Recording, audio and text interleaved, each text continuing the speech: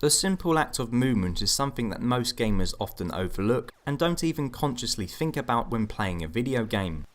How to move around a game environment is often the first thing that is taught to the player during a tutorial, due to the simple reason that 99% of the time, it's the easiest task to perform. Whilst movement in Inversus is still relatively simple when put into layman's terms, i.e. it doesn't require the player to press 10 buttons simultaneously whilst performing a handstand, it does require a huge amount of thought when being carried out. This is because Inversus is a shooter where bullets not only function as a means of destroying enemies, but also to help the player move around the arena. It's an ingenious mechanic that works to make the game such a refreshing experience. It may sound confusing at first, but it makes a lot more sense once you see it in action.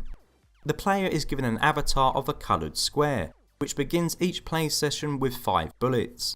They spawn on a coloured grid and can only traverse the environment if it matches the colour of the grid on which they were spawned. So in this example, the player on the left, who I am controlling, can only move around a red environment and will be left stuck if the environment is black.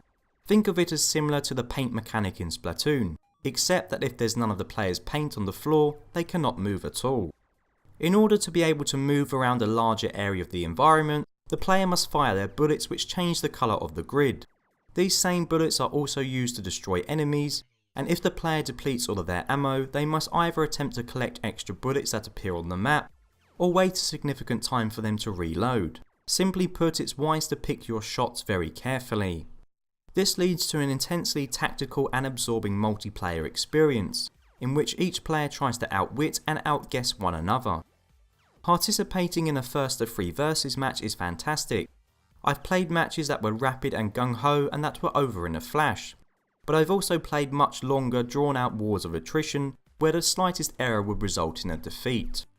It's as fun to play as another indie favourite of mine, Nidhogg, and I can see myself having a lot of fun playing Inversus with friends. The game is also mechanically deeper than may initially appear. Techniques such as parrying and charge shots that allow one to shoot round corners keep the gameplay feeling fresh after prolonged exposure, as do the wide variety of maps available. Unfortunately, those who don't have anyone to play with offline will have to rely on finding someone online, which isn't very likely to happen. So far I've only managed to find one person through online matchmaking, and whilst I encountered no performance issues and had a pleasant time playing them, I'm not banking on meeting someone again, as the community for this game seems to be minuscule. To the game's credit, it does let you play the arcade mode whilst waiting for a match, which you should categorically do, because you will be waiting hours to find someone if in fact you actually do. If you don't have anyone to play with online or offline, you'll be disappointed to find out that it isn't possible to engage in a one-on-one versus match against the computer. I see no reason why there wasn't a single player version of the versus mode included, even if it just did come down to progressing through a series of battles against AI opponents one after the other, like the single player mode available in previously mentioned Nidhogg. If you are intent on playing this game on your own, you'll have to settle for the arcade mode, which although is enjoyable, can feel like a different game to the cat and mouse versus mode. In arcade, the objective is to gain as many points as possible when faced with a series of infinitely spawning enemies. As in versus mode, getting shot results in death for the player and the AI. Although gameplay can feel a lot more frantic and chaotic compared to versus mode, there is still a certain amount of finesse and strategy involved. Bullets are still limited, meaning players still need to choose their shots wisely. If there are AI enemies bunched close together, the player can fire a bullet, which when hitting the enemy will cause a chain reaction, destroying the surrounding AI squares. This causes a clever risk-reward system to come into play. Sometimes it's a better strategy to hold off from firing until there are enough enemies close to one another in an attempt to destroy them all. A drawback of doing this, however, is that as the AI enemies travel closer to the player, they will occupy more tiles on the board, leaving there less space for the player to maneuver if they do need to make a quick escape. There's enough variety in regards to both the amount of arcade maps and enemies to keep players coming back to this mode. Whilst the standard square enemies do very little to put up a fight, instead usually just moving around the map changing the colour of the game grid, there also exist enemies who behave like the player, who move around the arena and attempt to outwit the player in hope of successfully shooting them. There are also armoured variants of both these enemies who require 2 bullets to destroy.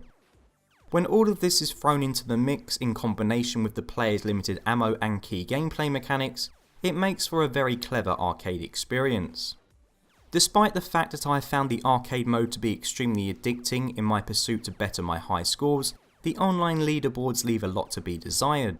I find that part of the recurring appeal of games like Pac-Man Championship Edition 2 is the fact that I can see who is above me on the leaderboards and know what score to aim for. Inversus, on the other hand, only allows the player to see their own score and ranking position. There is no way of actually seeing the scores of players above or below oneself, which could have a detrimental effect on players returning to the arcade mode in the long run.